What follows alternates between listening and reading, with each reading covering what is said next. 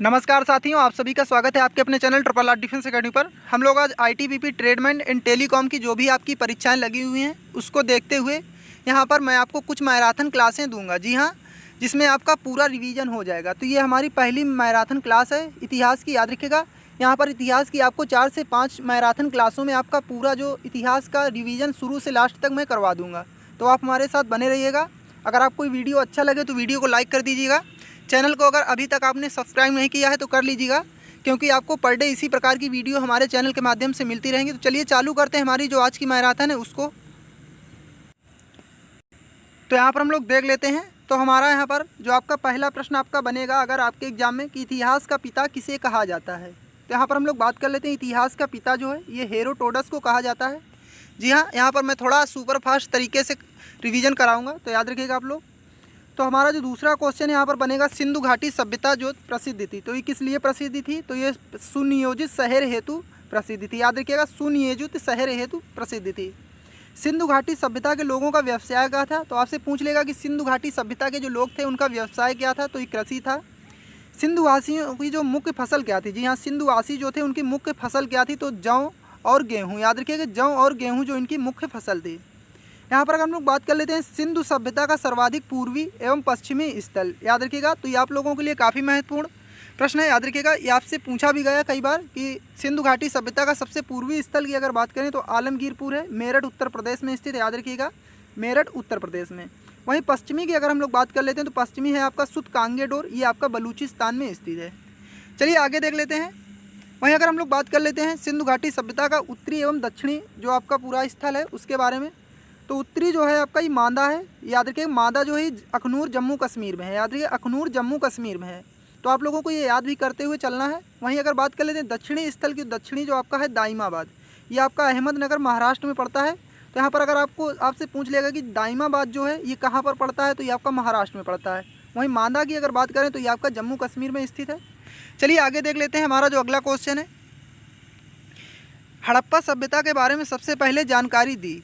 तो हड़प्पा सभ्यता के बारे में सबसे पहले जानकारी किसने दी थी। चार्ल्स मैसन ने दी थी 1826 में। याद रखिए, चार्ल्स मैसन ने 1826 में। चलिए आगे देख लेते हैं। मोहनजोदड़ो एवं हड़प्पा की पुरातत्विक खुदाई के प्रभारी कौन थे। जी हाँ, जो हड़प्पा और मोहनजोदड़ो की खुदाई हो रही थी उसके जो प्रभारी कौन थे, तो ये सर जॉन मार्शल थे। याद रखिएगा, सर जॉन मार्शल। वहीं अगर बात कर लेते हैं हड़प्पा सभ्यता थी, तो हड़प्पा सभ्यता कैसी थी। तो ये कांस्य युगीन सभ्यता थी। याद रखिए, कांस्य युगीन सभ्यता थी आपकी। सिंधु सभ्यता की लिपि क्या थी, काफ़ी बार आपसे पूछा गया है। तो इसकी जो लिपि है ये आपकी चित्रात्मक है, अभी तक इसको पढ़ा नहीं गया है। याद रखिएगा, ये आपकी चित्रात्मक लिपि इसकी है। चलिए आगे देख लेते हैं। यहाँ पर आपको बताना है मिस्र के राजा कहलाते थे। जी हाँ, मिस्र के जो राजा थे उनको क्या कहा जाता। तो मिस्र के जो राजा थे उनको फराओ के नाम से जाना जाता था। जी हाँ, मिस्र के राजा को फराओ के नाम से जाना जाता था। वहीं अगर बात कर लेते हैं दूसरा प्रश्न हमारा जो है खरोष्टी लिपि लिखी जाती है। जी हाँ, खरोष्टी लिपि जो है आपकी, खरोष्टी लिपि जो आपकी लिखी जाती है दाएं से बाएं। याद रखिएगा, दाएं से बाएं। तो खरोष्टी लिपि आपकी दाएं से बाएं लिखी जाती है। स्वास्तिक चिन्ह देन है। जी हाँ, स्वास्तिक चिन्ह जो आप लोग देखते हैं किसका है, तो सिंधु सभ्यता की देन है। याद रखिए, सिंधु सभ्यता की आपकी देन है। हम लोग बात कर लेते हैं आदि मानव ने सर्वप्रथम सीखा। तो आदि मानव ने सर्वप्रथम क्या सीखा था, तो आग जलाना सीखा था। चलिए आगे देख लेते हैं। आग का आविष्कार कब हुआ। तो ये पूरा पाषाण काल में हुआ। आपसे पूछ लेगा कि आग का आविष्कार कब हुआ, तो आपको 4 ऑप्शन दे देगा, मध्य पाषाण काल, पूरा पाषाण काल, नव पाषाण काल, आदि पाषाण काल। तो आपको उसमें से अगर टिक लगाना होगा तो आप पूरा पाषाण काल लगा दीजिए। याद रखिएगा, तो ये क्लास जो आपके लिए काफ़ी महत्वपूर्ण साबित होगी। चलिए आगे देख लेते हैं। तो यहाँ पर हमारा अगला प्रश्न जो है, सबसे पहले पालतू बनाया गया। जी हाँ, जो पालतू पशु सबसे पहले कौन बनाया गया, तो कुत्ता को पालतू पशु बनाया गया था। याद रखिएगा, सिंधु घाटी सभ्यता थी तो ये आद्य ऐतिहासिक सभ्यता थी। याद रखिएगा, आद्य ऐतिहासिक। यहाँ पर अगर हम लोग बात कर लेते हैं, यहाँ पर कुछ शहर आपसे पूछ लेता है कि हड़प्पा जो है किस नदी के तट पर स्थित था। तो ये रावी नदी के तट पर स्थित था। काफ़ी बार आपके एग्जाम में पूछा गया है हड़प्पा जो किस नदी के तट पर स्थित है, तो रावी नदी। सिंधु सभ्यता का प्रमुख बंदरगाह जो आपका कौन सा था, तो ये लोथल था। याद रखिएगा, और ये कहाँ पर स्थित है, तो ये आपका गुजरात में स्थित है। आगे देख लेते हैं। हड़प्पा काल के लोग जो अनभिज्ञ थे, यानी हड़प्पा काल के लोगों को किसका ज्ञान नहीं था, लोहा से परिचित नहीं थे। याद रखिए, आपसे पूछ लेगा कि हड़प्पा काल के जो लोग थे किस धातु से परिचित नहीं थे, तो ये लोहा धातु से परिचित नहीं थे। चलिए आगे देख लेते हैं। तो यहाँ पर बात कर लेते हैं हड़प्पा सभ्यता में जो मिट्टी के बर्तन पर प्रयुक्त रंग था। जी हाँ, हड़प्पा पे आपने देखा होगा जो आपके यहाँ पर सुराही टाइप की बनाई जाती है, यानी सुराही जिसमें पानी रखा जाता है ठंडा करने के लिए, तो उनका जो रंग होता था तो ये आपका लाल रंग होता था। याद रखिएगा, लाल रंग इनका होता था। मृदभांड चावल के दाने मिले हैं, तो आपसे पूछ लेगा मृदभांड के साक्ष और चावल के दाने के साक्ष। याद रखिएगा, मृदभांड और चावल के दो दाने के साक्ष ही मिले हैं, लोथल से मिले हैं। वहीं अगर बात कर लेते हैं सिंधु घाटी सभ्यता का जो काल था, सर्वमान्य जो काल आपका क्या था, तो 2500 ईस्वी से लेकर 1750 ईसा पूर्व। याद रखिएगा, 2500 ईसा पूर्व से लेकर 1750 ईसा पूर्व। चलिए आगे देख लेते हैं। हमारा जो अगला क्वेश्चन है, मोहनजोदड़ो स्थित है। जी हाँ, मोहनजोदड़ो जो है ये आपका कहाँ पर ही, पाकिस्तान में स्थित है। याद रखिएगा, मोहनजोदड़ो पाकिस्तान में स्थित है। वहीं अगर बात कर लेते हैं मोहनजोदड़ो की खोज किसने की थी, तो रखालदास बनर्जी। याद रखिएगा, रखालदास बनर्जी ने की थी। नर्तकी की कांस्य मूर्ति जो मिली है, जी हाँ, नर्तकी की जो कांस्य मूर्ति मिली कहाँ से मिली है, तो मोहनजोदड़ो से मिली। याद रखिएगा, मोहनजोदड़ो। वहीं अगर हम लोग बात कर लेते हैं सैंधव सभ्यता की सबसे बड़ी इमारत, आपसे काफ़ी बार ये पूछा गया जो सैंधव सभ्यता की सबसे बड़ी इमारत थी तो कहाँ से प्राप्त हुई, मोहनजोदड़ो से प्राप्त हुई है। और यहाँ से आपका अन्नागार भी प्राप्त हुआ है। याद रखिएगा, तो अन्नागार भी आपका यहाँ से प्राप्त हुआ है। चलिए आगे देख लेते हैं। यहाँ पर हमारा जो अगला क्वेश्चन है, मोहनजोदड़ो की खोज जो 1922 में हुई थी, प्रमुख जो ये क्या था, प्रमुख यहाँ पर वृहत स्नानागार स्थित था। आपसे पूछ लेगा जो वृहत स्नानागार जो है कहाँ पर स्थित था, तो मोहनजोदड़ो में स्थित था। वहीं अगर बात कर लेते हैं मेसोपोटामिया, यानी आधुनिक नाम इसका क्या है, इराक। तो पहले इसका नाम क्या था, मेसोपोटामिया, अब जो इसका नाम है इराक। का अर्थ क्या होता है, तो मेसोपोटामिया का अर्थ होता है आपका क्या, दो नदियों के बीच की भूमि। याद रखिएगा, दो नदियों के बीच की भूमि। चलिए आगे देख लेते हैं। तो आगे हम लोग देख लेते हैं, तो ये आपकी रिवीजन के तौर पर बहुत अच्छी ही क्लास है। अगर आप लोग लेते हैं तो यहाँ से आपको मैं आपकी 4 से 5 क्लासों में पूरी हिस्ट्री का रिवीजन आपका करवा दूंगा। जी हाँ, आप लोगों का अगर सपोर्ट बना रहा तो मैं आपको पूरी हिस्ट्री की एक बार, पूरी हिस्ट्री और पूरी जियोग्राफी की मैं आपको एक बार पूरी तरीके से रिवीजन करा दूंगा, ताकि आपके अगर परीक्षा में यहाँ से प्रश्न पूछा जाए तो आपसे छूटे ना। तो हड़प्पा काल की खुदाई हुई थी, तो हड़प्पा काल की जो खुदाई हुई थी दयाराम साहनी के नेतृत्व में हुई थी। याद रखिएगा, 1921 में हुई थी। आपसे पूछ लेगा कि जो हड़प्पा काल की खुदाई किसके नेतृत्व में की गई थी, तो दयाराम साहनी। सिंधु घाटी सभ्यता के जो लोग थे पूजा करते थे, तो किसकी करते थे, मातृ देवी की पूजा करते थे। याद रखिएगा, मातृ देवी की पूजा। आपसे पूछ लेगा पुराणों की संख्या कितनी है, तो पुराणों की संख्या कितनी है, 18। याद रखिएगा, पुराणों की जो संख्या है ये कितनी है, 18। चलिए आगे देख लेते हैं। तो यहाँ पर अगर बात कर लेते हैं सबसे प्राचीन जो पुराण आपका कौन है, तो ये मत्स्य पुराण है। याद रखिएगा, मत्स्य पुराण आपका सबसे पुराना पुराण है। आपसे पूछ लेगा पुराणों के रचयिता कौन है, तो ये आपके लोमहर्ष एवं उग्र श्रवा हैं। याद रखिए, उग्र श्रवा। वेदों एवं वेदांगों की संख्या, तो वेद आपके कितने हैं, 4 वेद हैं, और वेदांगों की संख्या जो आपकी है ये 6 है। याद रखिएगा, ये भी आप लोग याद रखिएगा, ये आपसे पूछा भी गया है काफ़ी बार। चलिए आगे देख लेते हैं। तो यहाँ पर उपनिषद की संख्या आपसे पूछ लेगा कि उपनिषद की संख्या कितनी है, तो 108 है, जिसमें से आपके प्रमाणिक जो हैं केवल 13 ही प्रमाणिक हैं। पुराणों का अध्ययन करने वाला प्रथम मुसलमान कौन था, तो ये आपका अलबरूनी थे। याद रखिए, पुराणों का जो प्रथम अध्ययन किया था मुसलमान ने, तो ये अलबरूनी ने किया था। चलिए आगे देख लेते हैं। उपनिषद विषय वस्तु है, तो उपनिषद जो विषय वस्तु है दर्शन का विषय वस्तु। याद रखिएगा, यहाँ पर ब्राह्मण संबंधित है, तो ब्राह्मण किससे संबंधित है, कर्मकांड से संबंधित है। अगर हम लोग बात कर लेते हैं सबसे प्राचीनतम वेद कौन सा है, तो आपका ऋग्वेद है, जिसमें आपका 1028 सूक्तियाँ पाई जाती हैं।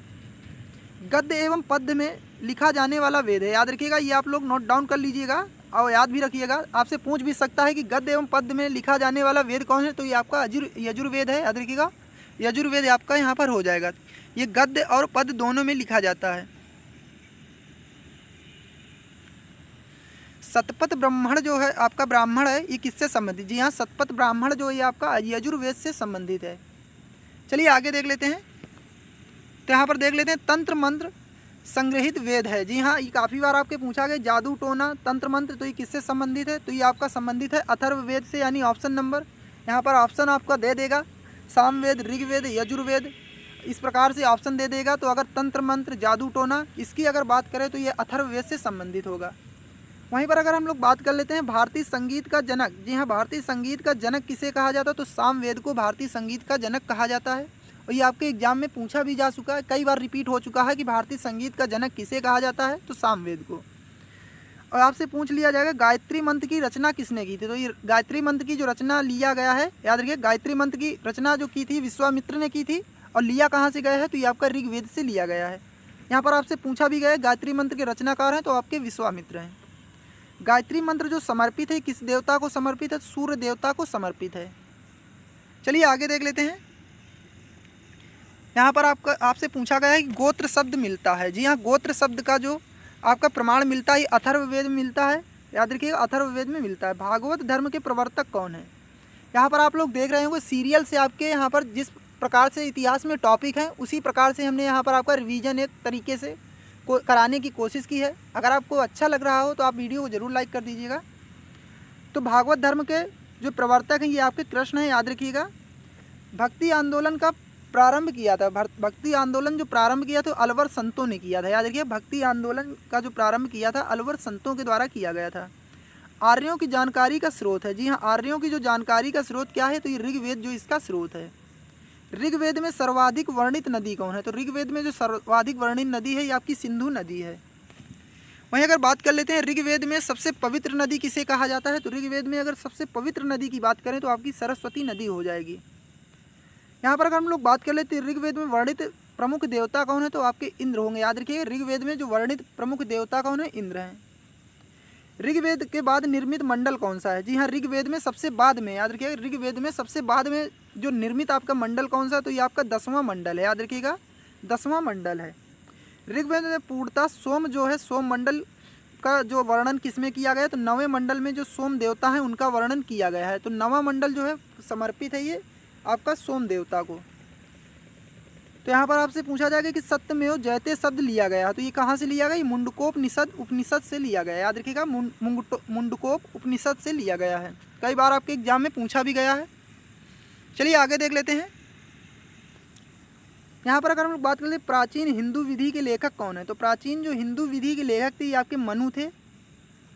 स्मृति ग्रंथों में सबसे प्राचीन है। याद रखिए स्मृति ग्रंथों में अगर सबसे प्राचीन की बात करें तो मनु स्मृति जो है ये सबसे प्राचीन है। पुस्तक आपकी थी मिताक्षरा के लेखक कौन है, तो ये आपके विज्ञानेश्वर हैं।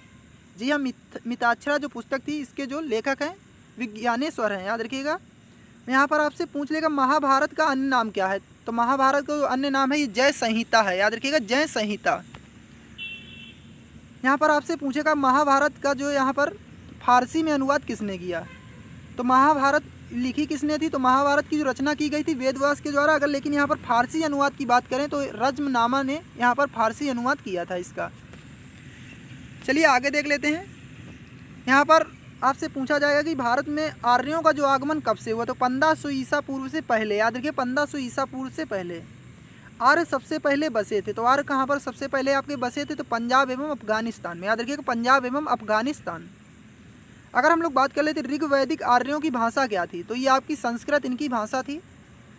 आर्य लोग भारत में आए थे, तो आर्य लोग भारत में कहाँ से आए थे, तो ये आपके मध्य एशिया से आए थे। याद रखिएगा मध्य एशिया। यहाँ पर अगर हम लोग बात कर लेते शून्यवाद का प्रतिपादक किसे कहा जाता है, तो शून्यवाद का प्रतिपादक जो कहा जाता है नागार्जुन को कहा जाता है।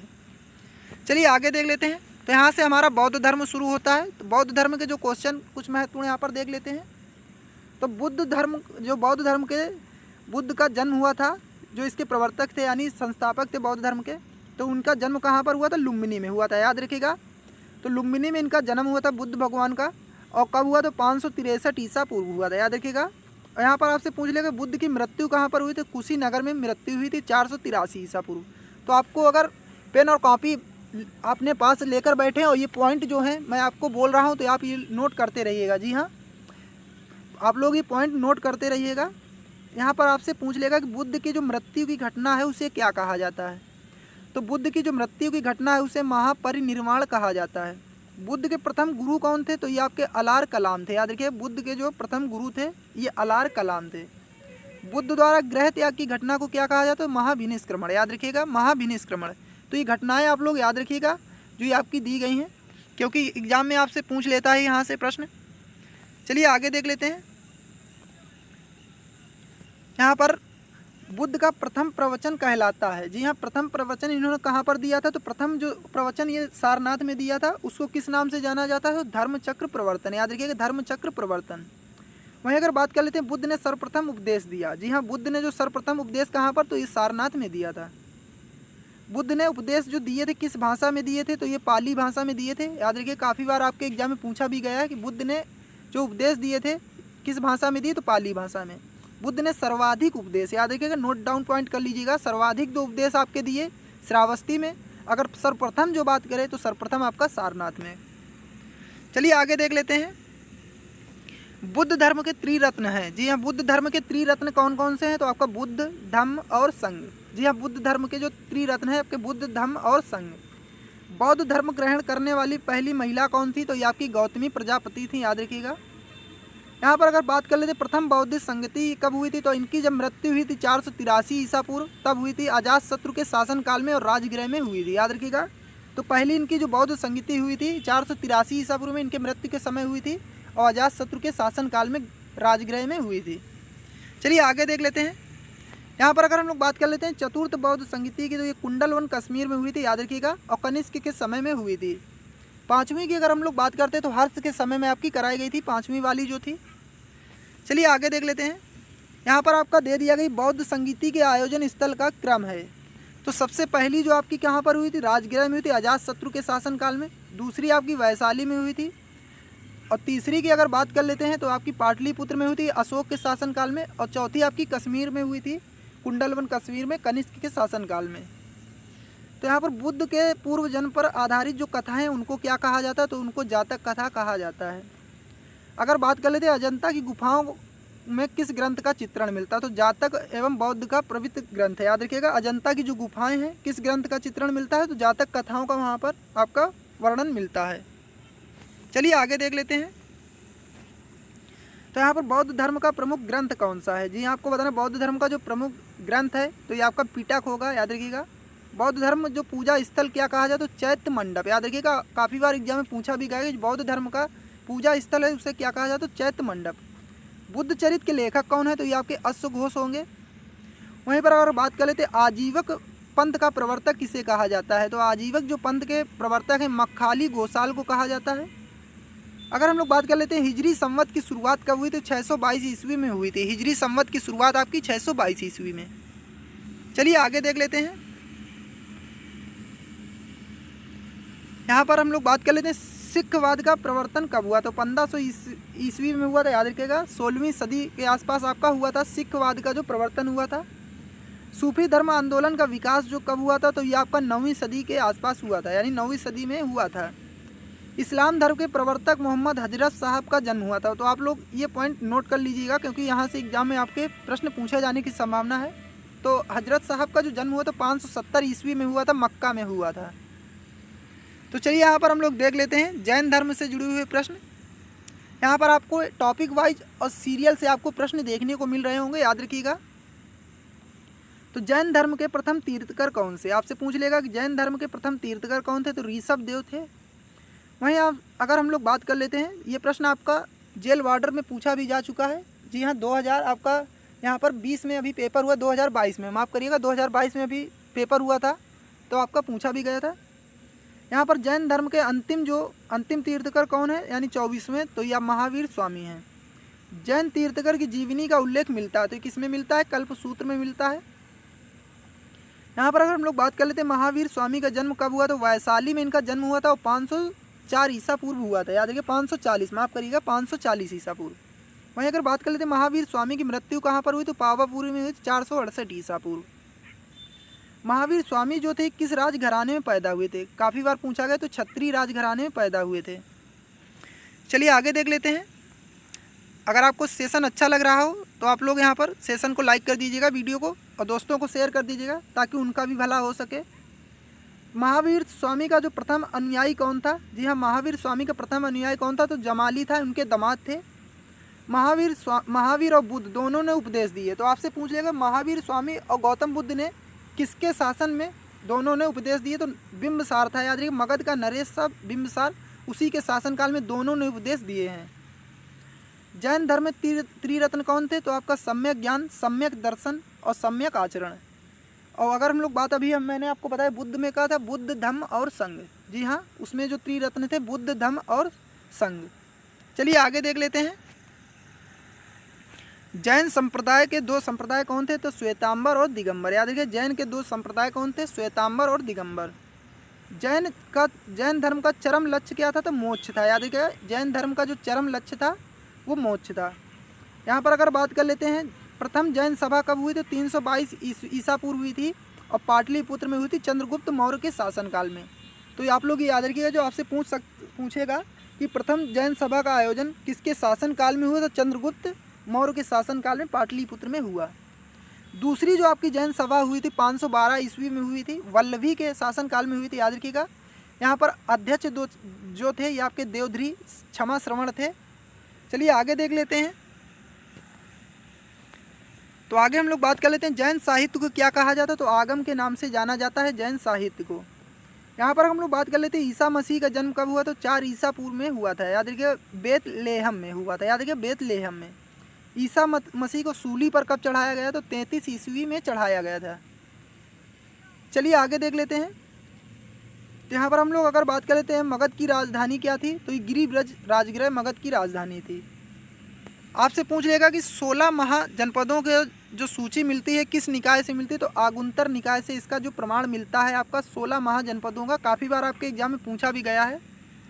चलिए आगे देख लेते हैं, शिशुनाग वंश का संस्थापक कौन था? तो शिशुनाग वंश का जो संस्थापक था ये शिशुनाग था।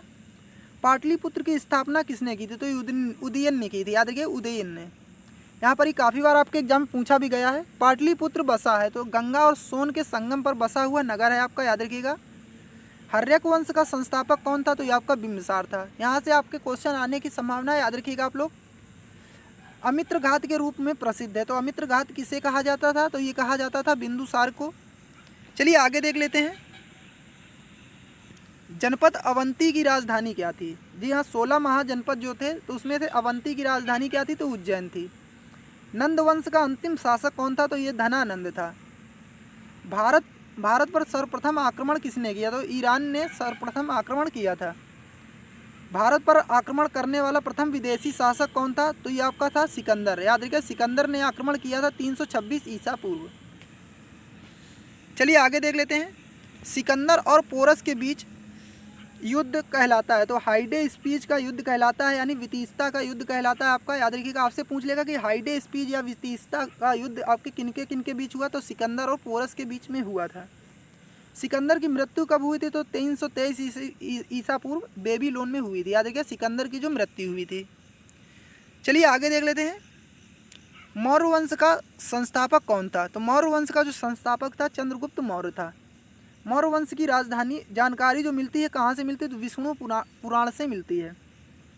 जी हाँ, मौर्य वंश की जो जानकारी आपकी मिलती है विष्णु पुराण से।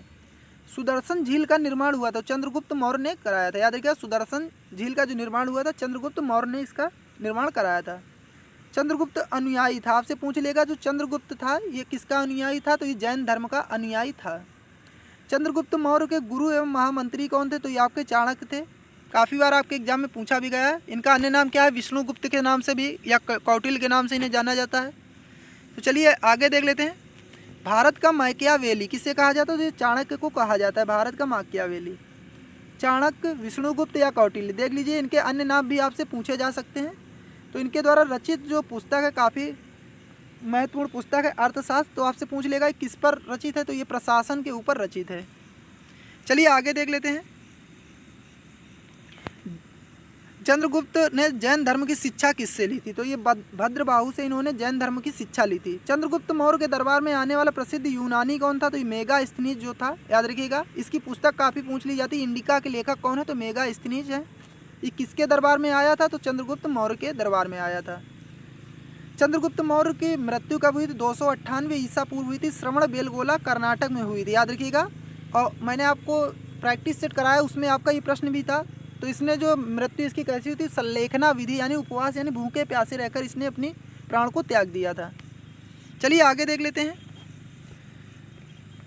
तो आगे हम लोग देख लेते हैं, अपने जीवन के अंतिम दिनों में जैन धर्म को किसने अपनाया था? तो चंद्रगुप्त मौर्य ने।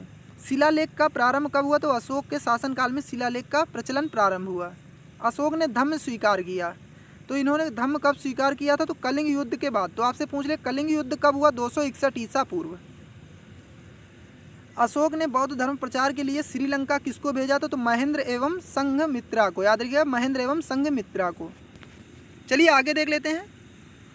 अशोक का राज्य अभिषेक हुआ था 269 ईसा पूर्व इनका राज्य अभिषेक हुआ था। अशोक का सबसे लंबा शिला अभिलेख जो कौन सा है? तो 7वां शिला अभिलेख जो है इनका स्तंभ जो है वो इनका सबसे लंबा है। अशोक का नाम किस अभिलेख से पता चलता? तो मास्की अभिलेख जो है आंध्र प्रदेश में एवं गुर्जरा, यानी मास्की और गुर्जरा अभिलेख से इनके नाम का पता चलता है। चलिए आगे देख लेते हैं। अशोक ने स्वयं को मगध का सम्राट बताया। भाब्रू स्तंभ में ये बात लिखी हुई है, भाब्रू स्तंभ में लिखी हुई है। आपसे पूछ लेगा भाब्रू स्तंभ जो ये कहाँ पर स्थित है? तो ये आपका जयपुर राजस्थान में है। चलिए आगे देख लेते हैं। ये प्रश्न आपका पूछा भी गया है। कलिंग विजय की जो है युद्ध तथा क्षतियों का वर्णन है किसमें किया गया? तो अशोक का जो 13वां अभिलेख था उसी में इसकी जानकारी आपकी मिलती है कि कलिंग का विजय युद्ध हुआ था, यानी कलिंग की जो युद्ध हुआ था उसमें विजय अशोक की हुई थी। तो इनके 13वें शिलालेख से पता चलता है। सांची का स्तूप किसने बनवाया था? तो आपका अशोक ने बनवाया था, मध्य प्रदेश में स्थित है। श्रीनगर की स्थापना किसने की थी? तो यह भी आपकी अशोक ने की थी। अशोक के अभिलेखों को सर्वप्रथम किसने पढ़ा था? तो 1750 ईस्वी में टी पैंथलर ने पढ़ा था। चलिए आगे देख लेते हैं। अशोक के अभिलेख को सर्वप्रथम किसने पढ़ा था? याद रखिएगा, यहाँ पर क्या है आपका? तो यहाँ पर ये खोजा था, याद रखिएगा। हाँ, तो इन्होंने जो अशोक के अभिलेख थे इनकी खोज जो की थी टी पैंथलर ने की थी 1750 ईस्वी में। अगर बात करें पढ़ने की तो पढ़ा तो जेम्स प्रिंसेप ने था। तो आपको याद रखना, आपसे पूछ लेगा खोजा तो खोजने के नाम पर आपको टी पैंथलर। अगर बात करें तो इनके अभिलेख को सबसे पहले किसने पढ़ा? तो 1837 में पढ़ा था जेम्स प्रिंसेप ने। चलिए आगे देख लेते हैं। अशोक की मृत्यु हुई थी 232 ईसा पूर्व इनकी मृत्यु हुई थी। हरिसेन का इलाहाबाद प्रशस्त्र लेख की जानकारी मिलती है समुद्रगुप्त की। जी हाँ, आपसे पूछ लेगा जो हरिसेन का इलाहाबाद का लेख है इससे जानकारी किसकी मिलती है? तो समुद्रगुप्त की जानकारी मिली। मौर्य वंश का अंतिम शासक कौन था? तो बृहद्रथ था। याद रखिएगा, मौर्य वंश का अंतिम शासक था। चलिए आगे देख लेते हैं। शुंग वंश की नींव किसने डाली? जी हाँ, शुंग वंश की जो नींव डाली थी पुष्पमित्र शुंग ने डाली थी। भरहुत स्तूप का निर्माण किसने कराया? तो आपका पुष्पमित्र शुंग ने। शुंग वंश का अंतिम शासक आपसे पूछ लेगा तो देवभूति था। याद रखिएगा। भारतीय सीमा में प्रवेश करने वाला प्रथम यवन शासक कौन था? तो ये डेमेट्रियस था। याद रखिएगा, प्रथम जो यवन शासक था ये डेमेट्रियस था। डेमेट्रियस प्रथम, याद रखिएगा, डेमेट्रियस प्रथम। चलिए आगे देख लेते हैं। डेमेट्रियस को पराजित किया था, किसने पराजित किया था? तो पुष्पमित्र शुंग ने किया था। पुष्पमित्र शुंग ने अश्वमेध का यज्ञ कराया था, 2 बार कराया था। याद रखिएगा। सातवाहन वंश की स्थापना किसने की थी? तो आपका ये एग्जाम में पूछा भी जा चुका है। तो सिमुक शासक ने कराया था, यानी सिमुक ने सातवाहन वंश की स्थापना की थी। 10 राज युद्ध, तो ये कहाँ पर हुआ था? तो 10 राजाओं का युद्ध था, ये पारूषणी नदी के तट पर लड़ा गया था। चलिए आगे देख लेते हैं। भारत में सर्वप्रथम सोने के सिक्के जारी किए थे। हिंद यूनानियों ने जो सोने के सिक्के सर्वप्रथम जारी किए थे। शुद्ध सोने के सिक्के चलवाए तो कुषाणों ने शुद्ध सोने के सिक्के आपके चलवाए थे। सर्वाधिक स्वर्ण मुद्राएं जारी कब हुई? तो ये गुप्त काल में सर्वाधिक स्वर्ण मुद्राएं आपकी जारी हुई। सीसा का सिक्का चलवाया, तो सीसा का सिक्का कब किसके शासनकाल में चला? तो सातवाहनों के शासनकाल में ये चलाया गया। चलिए आगे देख लेते हैं। चांदी का सिक्का सर्वप्रथम किसने चलाया? तो चंद्रगुप्त द्वितीय, जिसको चंद्रगुप्त विक्रमादित्य भी कहा जाता है। याद रखिएगा। रुपये सिक्का भारत में पहली बार ढाला गया, तो शेर शाह सूरी के शासन में पहली बार रुपये का सिक्का ढाला गया था आपका। चलिए आगे देख लेते हैं। आना सिक्का चलाया गया, तो आना जो सिक्का आपका चलाया गया था ये शाहजहाँ के शासनकाल में चलाया गया था। कुषाण वंश की संस्थापक कौन है? तो कुजुल कड़फिसेसेस हैं। याद रखिए, कुजुल कड़फिसेसेस। बुद्ध की खड़ी प्रतिमा बनी है, किसे कहाँ पर बनी है? तो कुषाण काल में बुद्ध की जो खड़ी प्रतिमा बनाई गई थी। कुषाण वंश का जो प्रसिद्ध शासक कौन था? तो ये कनिष्क था। कनिष्क की पहली राजधानी क्या थी? तो कनिष्क की पहली राजधानी आपकी पुरुषपुर थी। याद रखिएगा, पुरुषपुर। चलिए आगे देख लेते हैं। यहाँ पर कनिष्क की जो दूसरी राजधानी थी आपकी, तो ये आपकी मथुरा थी। तो पहली राजधानी आपकी क्या थी? पुरुषपुर। दूसरी आपकी मथुरा थी। शक संवत की शुरुआत किसने की थी? तो कनिष्क ने की थी। याद रखिएगा, कनिष्क ने थी। 78 ईस्वी में की थी, ये भी आप लोग याद रखिएगा। अब भारतीय जो आपका कैलेंडर जो आधारित है ये इसी पर आधारित है, शक संवत पर। वहीं अगर बात कर लेते हैं मूर्तियों का निर्माण हुआ था, तो कुषाण काल में सबसे ज़्यादा मूर्तियों का निर्माण हुआ था। और मंदिर के निर्माण की अगर बात करें तो गुप्त काल में मंदिर का निर्माण सबसे ज़्यादा हुआ था।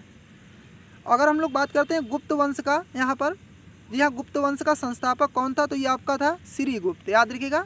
तो यह हमारा आज का ये पहला पार्ट था इतिहास का। तो यहाँ पर हमने आपके 200 प्रश्न लगभग आपके कंप्लीट कराए हैं। तो अगला सेशन हमारा बहुत ही जल्द आप लोगों को मिलेगा। तो इसी के साथ में जय हिंद, जय भारत।